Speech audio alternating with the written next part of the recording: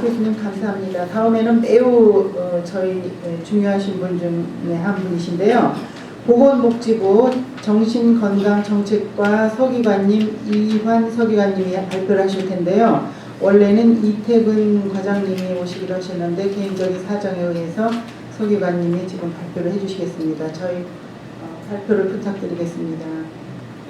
예, 안녕하십니까. 자살 예방 정책을 맡고 있는 이환 서기관입니다. 먼저 자살에 대해서 국민적 우려가 너무나 높고 또 관심도도 많은 가운데 의료계가 어떻게 이 자살률을 줄여나갈 것인가 하는 것에 대해서 자리를 마련해서 이렇게 지혜를 모아주셔서 대단히 감사를 드립니다. 우리나라가 자살률이 지난 약 15년, 10년 사이에서 급증하고 있는데 사실 이렇게 급증하고 있지만 이에 대해서 또 그만큼 너무 급증해서 연구도 부족하고 또 전문가도 그만큼 국가나 사회가 원하는 정도로 많이 없습니다.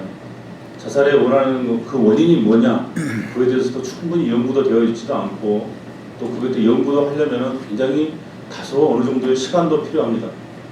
그렇지만 분명히 필요한 것은 오늘 여러 가지 제안을 많이 해주셨는데 가장 고위험군을 어떻게 관리를 할 것인가, 또 그 다음에 자살 예방을 어떻게 할 것인가, 또 자살 예방의 인프라를 어떻게 깔 것인가, 여러 가지 원인 중에서도 또 방금 네 분께서 주제를 발표해 주셨는데 가장 고위험군이 자살 시도자입니다. 아까 말씀하셨듯이 약간 10번 정도 시도해서 한 번 보통 성공한다고 하는데 이런 분들이 3년 아까 학교사 회장님 말씀하신 대로 한 3년 정도 늦어진다고 봤을 때 한 50만 명 되죠.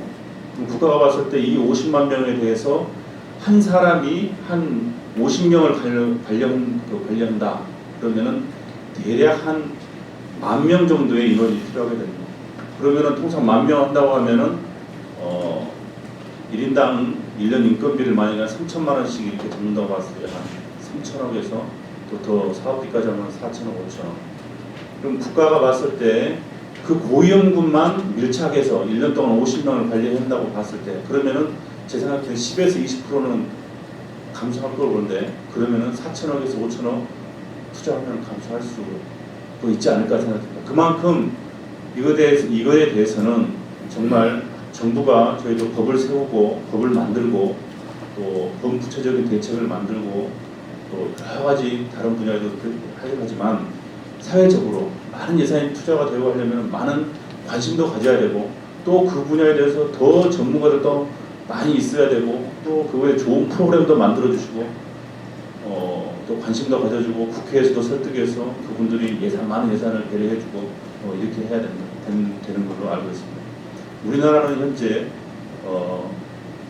아무튼 자살 예방을 대책하기 위해서 그나마 세계적으로 봐서는 높기도 높지만 그래도 정부가 저희가 말씀드리긴 그러지만 그런 법도 만들고 해서 나름대로 차분히 그래도 좀 준비를 좀 해 나가고 있다는 것을 말씀드립니다. 우선 올해는 이제 범정부 기본 계획을 만들고 또 그 기본 계획에 의해서 각 부처별로 역할 분담이 있어서 할 겁니다. 얼마 전에 6월달에 총리님의 또 이 분야에 대해서 굉장히 관심을 많이 가지고 계십니다. 국방부 장관님이나 기획예산처 장관님, 복지부 장관님 여러 국가정책조정회의에 보고를 드렸습니다. 앞으로 어떻게 할 것인가. 그때 큰 보고를 드린 요지는 기본 계획에 고위험군을 관리를 강화하고 자살 예방 정책을 다양하게 하고 또 자살 예방 인프라를 구축해 나가겠습니다. 이렇고 총리님께서도 이거에 대해서 각 부처에서 적극적으로 도와주도록 이렇게 했습니다. 그리고 그 이외에 다른 에서도 굉장히 관심을 많이 가지고 있고 당연한 거고 다만 우리가 어떻게 이것을 효율적으로 정해진 한정된 예산으로 어떻게 효율적으로 할 것인가 하는 것은 정말 오늘과 같은 그런 자리에서 많은 지혜를 모아주실 때 저희가 그런 데 반영이 될 거라고 생각이 됩니다. 오늘 아까 말씀해 주셨지만 의료계에 왔을 때 그 사람을 발견했을 때 지역사회에 어떻게 할 것이냐 그건 인프라의 문제이거든요.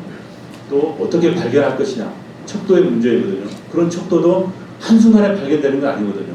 오늘 만들어서 올해 해보고 또 만들어서 내년도에 또 보완하고 이렇게 돼야 될 것 같습니다. 아무튼 모든 것이 그 하나하나 해가려면은 돈도 돈이지만 그래도 우리나라 현실에 맞는 그런 거에 대해서 어느 정도 다소 또 시간이 또 필요하다는 것을 말씀드립니다. 아울러 제가 하나 질문 드리고 싶은 것은 정말 제일 가장 쉽게 발견하기 쉬운 게 자살 시도자를 발견할 수 있는 데가 병원이고 그 중에서 또 더한 데가 응급실이고 또 응급실과 연계된 정신과 의사인데 찬성합니다.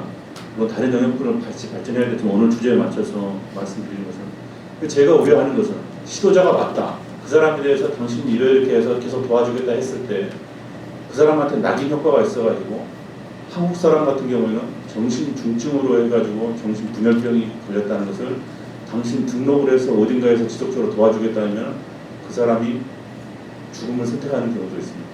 그래서 이 사람 같은 경우에 국가가 도와주려면 어딘가는 계속 등록을 해서 해줘야 될 텐데 이런 사람을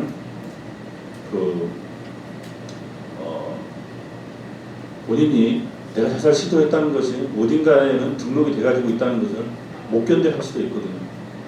가장 정부 정책으로 해가지고 역점적으로 시도자 고위험군으로 보고 있는 것을 하고 할 텐데 이런 분들에 대해서 어떻게 또 이렇게 해서 그 사람이 또 국가가 정한 프로그램이라든지 여러 가지 사업에 참여해서 그런 위험에서 자살 위험에서 벗어나갈 것인가 이런 분야에도 어떤 발표하신 분들 중에 답변을 해주시면은 저희가 정책에 수렴하는데 큰 도움이 되겠습니다. 여러분 감사합니다.